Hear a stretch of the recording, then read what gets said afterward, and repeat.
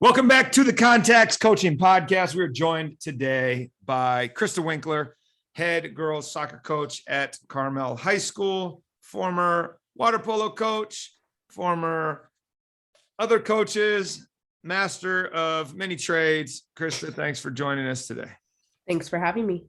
So let's get into your background as a coach. How did you end up doing this? What was the process for you moving from athlete to professional life liver and falling back into coaching? Well,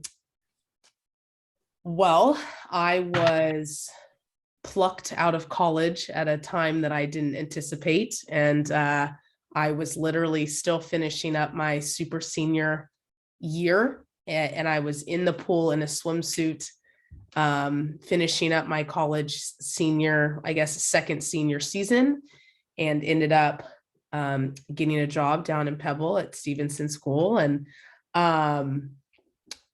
made the decision to accept the job, which meant I was no longer a student, and I was now a teacher and a faculty member, and wore a lot of other hats, but unfortunately being an athlete wasn't one of them. So I had already participated in the fall ball conditioning season, and we were headed into our actual season, and I got out of the pool and never returned in that role. So it was a shock, and it was a transition, and it was something that happened very quickly. I was in the pool in January, and I was coaching by February on the swim deck in swim season at Stevenson.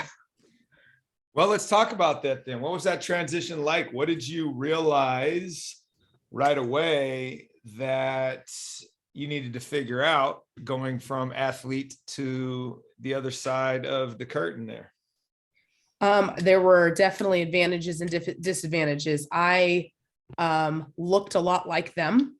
I was 24 and didn't look 24, looked younger than that. And so there was definitely some struggle in regards to establishing some boundaries in the way that the students perceived me, to be honest, the way I perceived me, because within days I had gone from being a student in my mind, because that's what I was, to now a teacher, a coach, a resident faculty member. And so there was definitely some identity shifting going on personally, and then having to so quickly portray this front, false or not, to sell what I was and what my title was, even though I didn't really embody that yet. I didn't believe in that yet.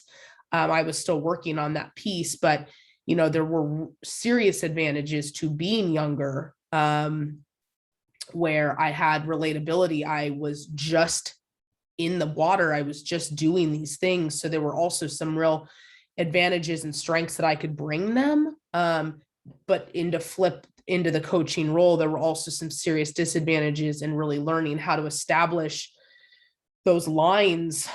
They wanted to view me as a friend, and I didn't want any part of that, but that's the way I looked to them. And so I was constantly battling, how do I navigate wanting them to trust me and wanting to build those connections, but then being scared to almost overconnect in a way that would make me vulnerable. And so it was this constant push and pull for a little while, longer than that season for sure. That was probably the biggest struggle in the transition, because it all happened so quickly. I wasn't like 4 years or 5 years out of college and starting this, this was really kind of it happened all so quickly within a matter of 30 days. I was from in the pool to on the deck. What have you learned over your career, both as a polo coach and a soccer coach? And for those that are not aware, you're an elementary school teacher. So you have that lens to where you connect really well with other human beings and make people feel safe and comfortable just by nature of how you navigate the world. What have you now learned throughout your career in how you approach that job to make sure those boundaries are clear that may help others that are in a similar space? Yeah, I think that I was so fixated when I came when I got my first job, I had gone to school, for a little context, I had gone to school to be an elementary school teacher, and that's what I wanted to do. And that's where I thought that I would land immediately. And I went from a multiple subject teaching credential program where I was headed to elementary and then landed in high school. And that was not at all what I had envisioned or prepared for. And so I was very observant with those around me and watched both successes and failures of different ways that other people, my peers at this time, other teachers, were navigating that same struggle. I wasn't the only young teacher there. And to be honest, those that were not successful at it gave me more feedback in how to do it, or I guess I should say how to not do it. There's the, don't smile, tell Christmas method. There's the don't, speak to them unless, you're on the pitch or on the deck approach. There's the opposite, where you're too friendly, or maybe you're too casual and it's being misconstrued as something else. And so I was really watching and sort of taking notes as others did it differently. And ultimately, I think a strength of mine is connecting with students. And I found sort of a niche with, I ended up living and working primarily with younger females. My teaching at the high school was co-ed, but I really found that if I listened and took interest in what they liked to talk about, and really made it a priority to understand what it is that they were interested in. But also, we were given the option at the high school, for example, and I grew up in a public school system, and I had landed at this private school. This was like a culture shock all the way around for me in the high school as well.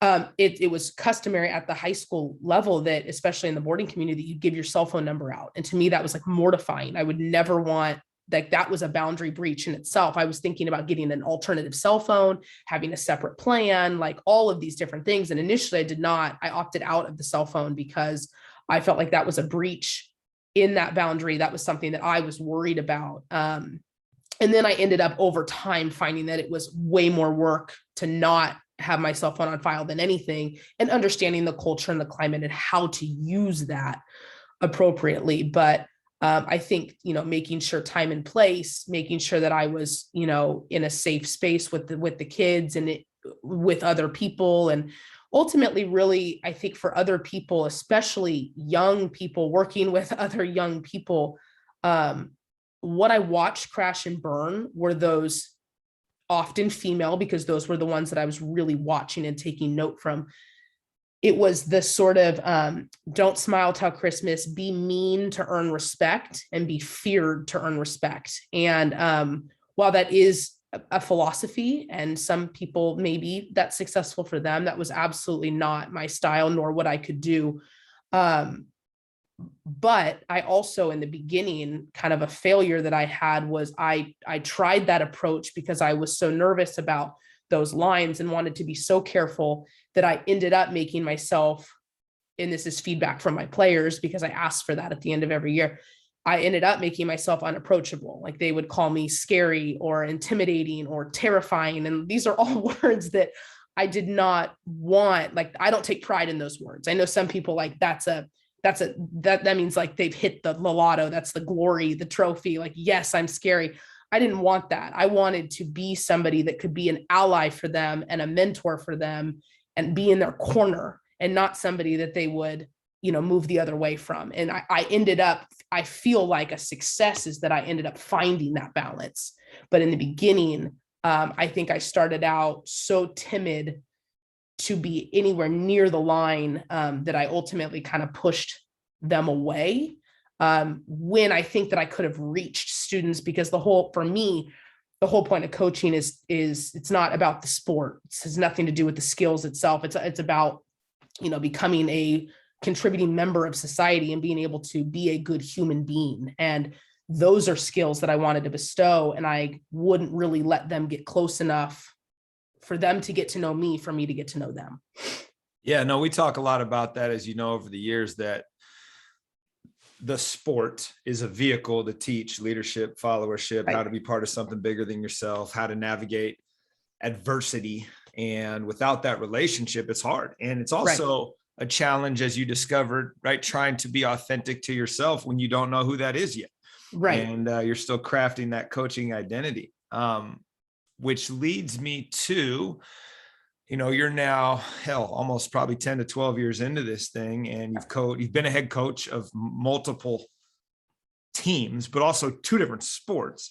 Yeah. What would you say is the best thing you do in your program that has the largest ripple effect on the culture you're trying to create? Meaning, no matter what or where I end up in the future coaching, this is something that I will always do, and here's why. Yeah. So when I first started coaching, it was like skills and drills. Like, where are the best drills? What are the best skills? I have to make sure that they know how to play soccer, know how to play water polo. Here's the fundamentals. And of course, there's an element of they need to have the fundamentals in order to be successful, have fun, and thrive.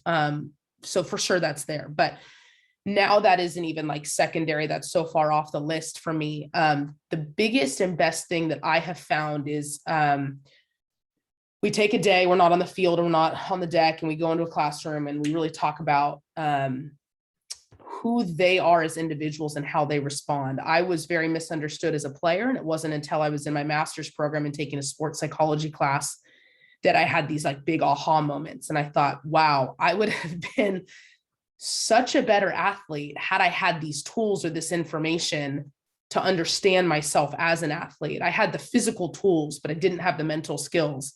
And it wasn't until that class that I thought like, oh, this is like, it was like a crime that the two never married when I was an athlete in college or in high school.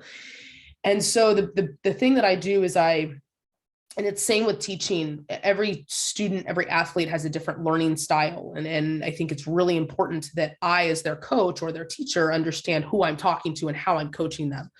So we go into a room and I have this, it's a sheet of paper and it has just a little bit of background information on it. And it's basically the positive reinforcement versus tough love sheet. And there's a scale. I've sort of made it a spectrum, a 1 through 10 spectrum, and no one's allowed to put a 5.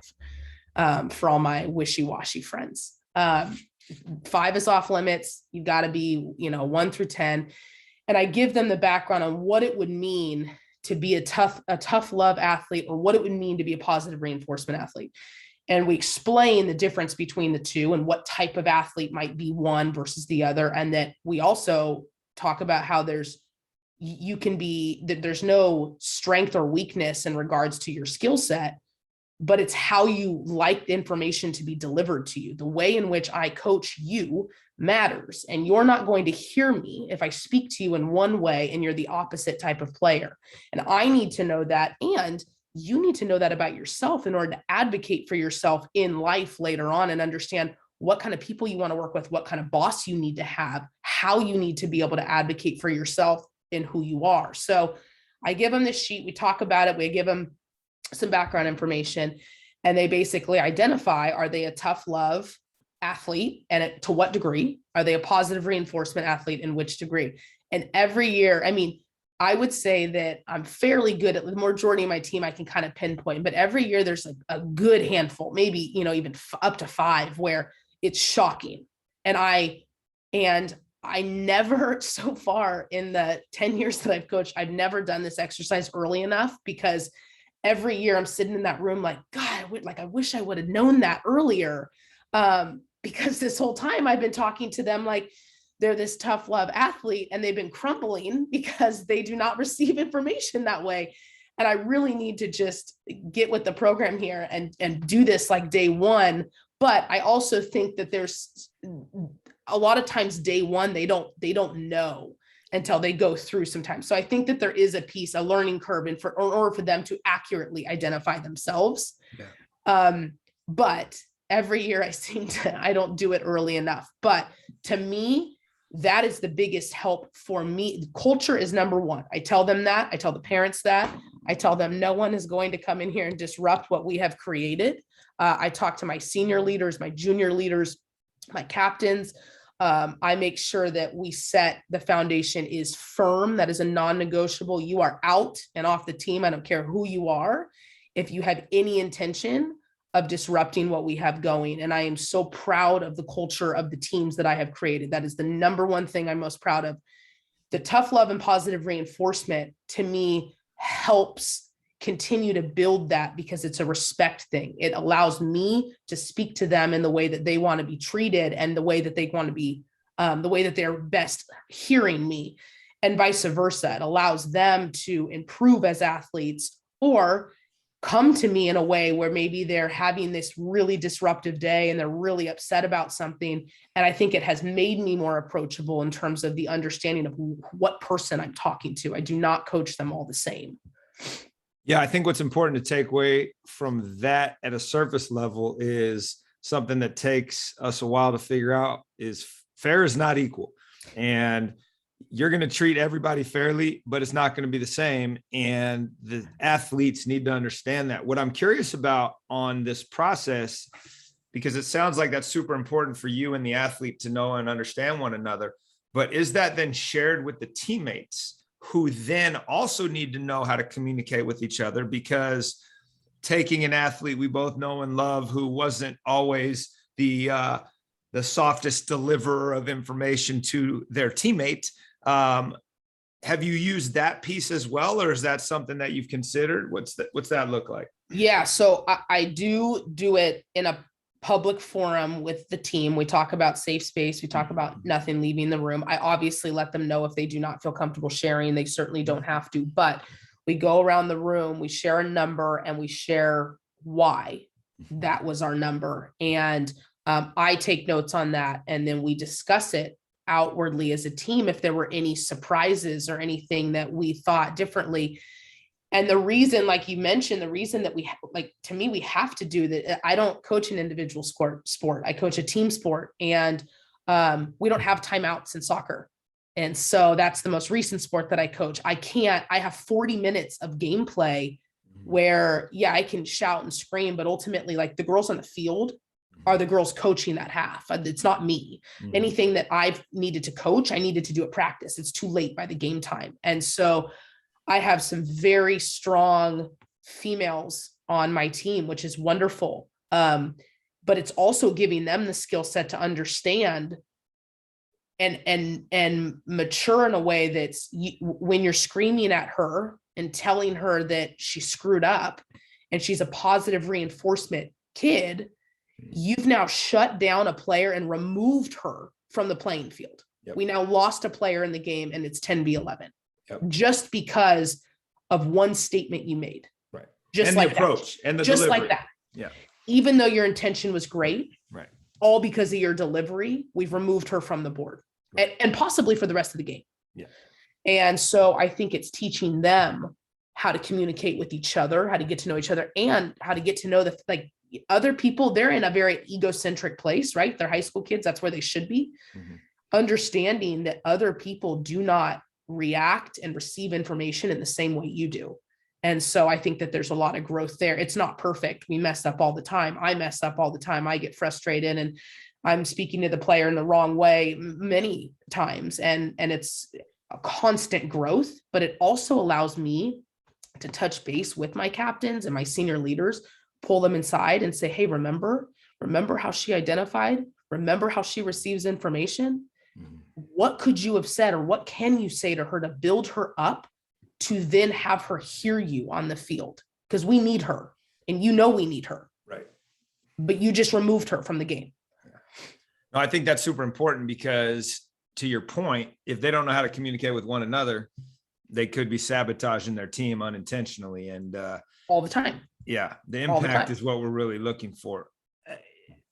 You're in a unique situation, having coached two different sports. And at the same time, I often ask, what have you learned watching other people coach that may or may not be in your discipline? So I'm going to package this one up for you to run with in whatever way you want. What is translated between your two sports that you do here, and you're like, you know what, this could work at soccer, or this could work in the pool? And then at the same time, your husband is a coach of three different sports, and you watch a lot of that. And then you have other colleagues that coach that you watch as well. So what are some things that the average coach wouldn't realize was transferable, that you've found success taking from one place and putting it in another? Definitely coaching the players and not the sport. For me, that's the same across the board. I have not had the experience to coach boys, so I'm not qualified to speak on that behalf. But for girls, it is absolutely vital that you understand that a sport in the afternoon is a very small part of their day, and that what happened during the day impacts them. And I'd like to think that's the same no matter what gender you're coaching. So for me, understanding who they are, what they've been through, did they have a test that day? Did they bomb a test that day? Did somebody text them that was upsetting to them? All of those things play into that. That for me, coaching the players and not the sport is the same. I don't think it would matter if I coach softball or field hockey or lacrosse or whatever it was. The difference in my experience between water polo and soccer is vast in terms of I actually in the 6 years that I coached water polo, I had only ever had, and I coached JV and varsity every single year, I only ever had one player that had ever played the sport before, ever. So with soccer, even if it wasn't a lot of experience, most of the girls at some point had played a year or two of rec, or 5 years, or maybe 10 years of club, or whatever it may be. They came with this like foundation and background knowledge. They had seen the sport. When I say I coached in water polo, they had never seen the sport. They had never played the sport. Some of them had never heard of the sport. And I coached girls that had never swam before, like did not know how to swim. And so it couldn't have been different. My personal experience in both sports, I started soccer when I was 4. That's what I knew and loved. I knew it like the back of my hand. I'm a product of the club soccer pro system, high school soccer. Water polo, I did not start till much later in my life. And so I identify with that new, with that uncomfortable, with I played in a water polo game before I ever saw one. And so in some very weird way, I was a great fit for this population and growing this program because I knew what it was like to never have seen the sport or heard of the positions. Right. So with that in mind, how did one inform your other in your approach to coaching those sports? How has that cross-pollinated in your experience? I became a much better much better water polo coach initially than soccer coach. Can you give me 5 seconds? If you can just pause it for 5 seconds. Okay, young Kaysen has now joined the podcast as well, who has just woken up from his nap. So you may hear some additional noises, but he is very well behaved and should not be too much of a distraction. So back to you, Coach. I was just saying that soccer is something that I had done since I was 4. I don't remember ever learning how to kick a ball. I don't remember learning how to shoot. I always remember knowing how to do those things. Water polo, I vividly remember how I learned how to do everything. I remember the discomfort. I remember feeling lost. I grew up as a multi-sport athlete. I had played nearly every sport there was. I physically things came easy for me in the athletic world. It was wildly uncomfortable for me at the high school I was at. You did not ever try something new your senior year on varsity. Like you were cut from JV. There was a freshman team. You were cut from the freshman team. We had practice the day after Christmas. If you didn't make the practice, you were cut from the team. And so in a athletic world with high expectations and high standards, you just didn't do that. And so for me, I think I became a much better coach when I started coaching water polo and had to really break down everything to these girls. And that almost came easier because I had experienced that with soccer. It actually made me a much better soccer coach because it reminded me how to go back to the basics and how to break things down. It made me think about, okay, wait a second. Like I didn't always know how to shoot the ball. I didn't always know how to pass. Like, what are the foundational skills? My background, my master's is in kinesiology. It was like thinking about motor development, thinking about how do you form your foot side to the target? What do you need to do? Because I was coaching a soccer team of girls that, even though they had maybe seen the sport or played the sport before, ultimately there were a lot of really, really new girls to the sport that, in order for me to be successful, I mean, we're only as strong as our least experienced player. And I really believe that wholeheartedly. And we had a lot of really inexperienced players that we ended up finding great success ultimately with the leadership of our girls that were more experienced. But I think that I became a better coach from coaching water polo and really reminding myself, okay, what are the mechanics of how to do these skills? How do we, I felt like I had really gotten a handle on the culture and gotten a handle on how to coach the players. Now it became, okay, how do I coach the skills? What do I need to do to bring this team to life? And how do I bring it all together when I've got club players that have played forever and want to play in college, and I have a girl that's played 1 year in her life? Yeah, for sure. I mean, and it's funny that you say that, because knowing you as a teacher, especially at the elementary school where everything is scaffolded and you're building on one skill, for you to realize that so much later in your coaching career, to me, is funny.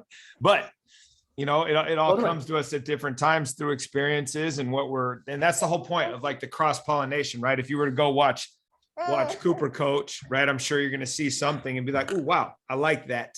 Let me try this. Are there any examples of that you can share?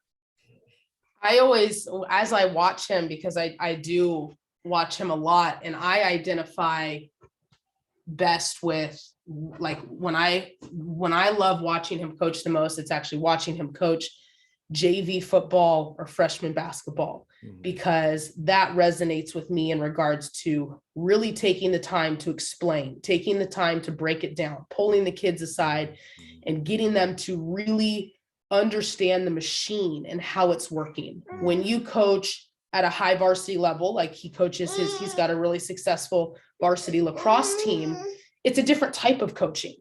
And I've had those teams too, where I didn't have to do as much of that scaffold, and I didn't have to do as much breaking it down, because the girls came equipped with the skills. Then it was more managing the egos, managing the behaviors, managing the team. But when I really am heartfelt watching him coach is when I'm watching him coach the littles and seeing, wow, we have some serious parallels in regards to our love for learning how to move. Like, our passion and our heart is really with getting kids involved in something bigger than themselves, being part of a team, and loving the fun aspect. I think that's the biggest thing, is learning how to have fun in something that maybe you didn't know that you wanted to do, or you didn't even know that you liked. And all of a sudden now you get to wear the sweatshirt around school, and you get to be on the bus, and you get to make new friends, and you get to be with the junior and senior girls that you didn't think that you get to know because you're only a freshman. And so those are the pieces for me that are the most exciting, and I relate to with him. Right. Well, I think what's a major takeaway there that may slip through the cracks, so to speak, is this idea of the more talented your team is, often you're doing less coaching of strategy and more managing of egos. And, our 100%. best team that we had in Sacramento, from a record standpoint, what we were able to accomplish, I probably did the least amount of technical coaching and spent the most time managing egos. And it was one of those things where you nailed that perfectly, and how the dynamic shifts. Let me give you this so we can end and you can get back. Well, and I think both are equally as important. It's just a totally different type of coaching, whether Absolutely. The team calls for the management of personalities and players and citizenship and all of that, or skill. I think that I think that's something that, you learn as you coach for many years. You start learning, okay, this team needs me in a different way. Yeah, absolutely. All right, let me ask you this, and this will be the last question. What have you most recently changed your mind on? And it does not have to apply to coaching. And the context of this is from a podcast that Dave Stahoviak runs, and he always asks the guests this, and I heard it while I was out biking, and I came home and Kaylee and Amy were there, and I was like, what have you most recently changed your mind on? And they looked at me like I was crazy, but it was more about the growth mindset piece and approach, where I used to believe this and I was dug in, and now I'm over here and here's why. What would you say is something that fits that criteria for you across the spectrum of your life? Yeah, so I was very dug in on this idea that when you commit to something, you follow through, and that you following through looked one way. It was very black and white.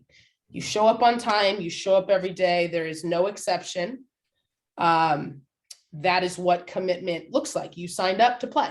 You didn't have to do that, and it would have been fine if you didn't do that, but you signed up to play.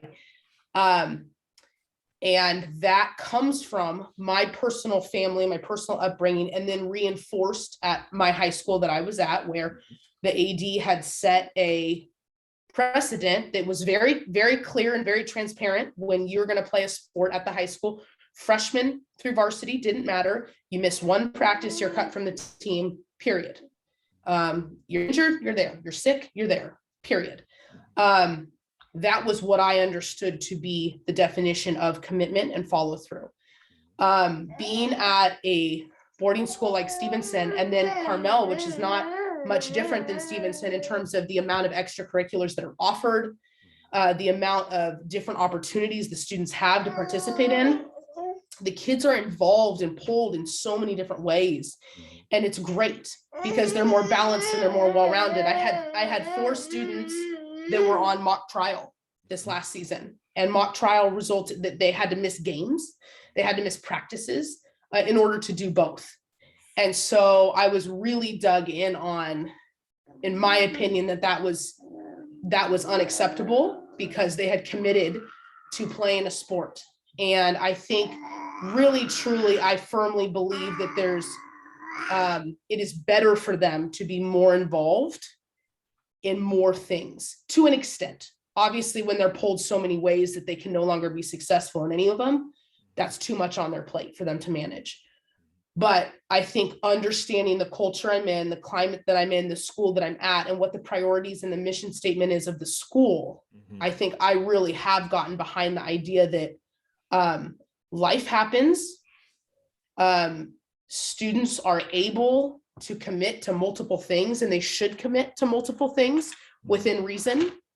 But that also means that if I believe that, I have to be flexible and understanding that might mean that when they're with me, that isn't the priority. Right. And I have to be okay with that. Right. And it's hard. It's not something that I'm like wildly excited about when I hear like, oh, by the way, coach, I'm not going to be there. But one thing that I have taught the girls that is a non-negotiable is communication and being transparent and open ahead of time. But that has been really hard for me personally, but I really do believe in it. And so I think that I'm getting to a place where, you know, if given advance notice so that we can make sure that our team is set up for success. And I know, hey, you're not going to be there because you matter, and you not being there affects our team. And so I need to know that, and the team needs to know that so that we're set up for success. If I know that ahead of time, whether you are the most experienced or most skilled player on the team, I have accepted that ultimately I need to be flexible so it doesn't put the student who's a kid, who's a child, in a situation where they're forced to make a decision because I have dug my heels in. Yep. No, and I think that's something that's super important, that as I've matured as well, is how can we do everything we can not to put the student athlete, who should be at the center of the equation, in a position where they are going to have to choose who to disappoint, right? And Correct. so like, how do you partner with them to be their best self, which, to your point, may mean that your team isn't the priority in their life and they're just trying to be part of it and participate. And I think I'm learning how to navigate, you know, my own feelings about the high school choices and the outside club choices, because I coach a sport that has a really high club presence Mhm. and is very important to my athletes. So therefore it's important to me. Mhm. You know, I had two girls who are massively, you know, big impact players on my team. I didn't have them for the first 6 games of my high school season because they were still playing club. And had I laid into them and drew a line in the sand, they would have had to, you know, they would have chose club or high school, but they couldn't have done both. Mhm. And I didn't feel like that was fair to put them in that position. So we didn't have them for 6 games, but you know what? They got to come out, they got to rep Carmel on their chest. They got to play with their teammates. They got to represent their high school, and we got to have them for the season. To me, that was what was important, even though, yes, I wanted them from the start. I wanted them from the beginning. Yep. Yep. Well, I love that approach, and I'm hopeful that many others can take that, especially in an age where the youth sports industrial complex has basically tried to silo athletes into one thing. So I appreciate you creating the flexibility to bring that back. And I want to celebrate you for being the first guest to record with a baby on your hip. So well done, Coach. Thanks I'm for so being sorry. here. No, it's been great, especially if people watch the video. But looking forward to seeing you soon. Thank you for being here. I'm gonna let you get back to being a mom. Thank you for having me. Appreciate your time.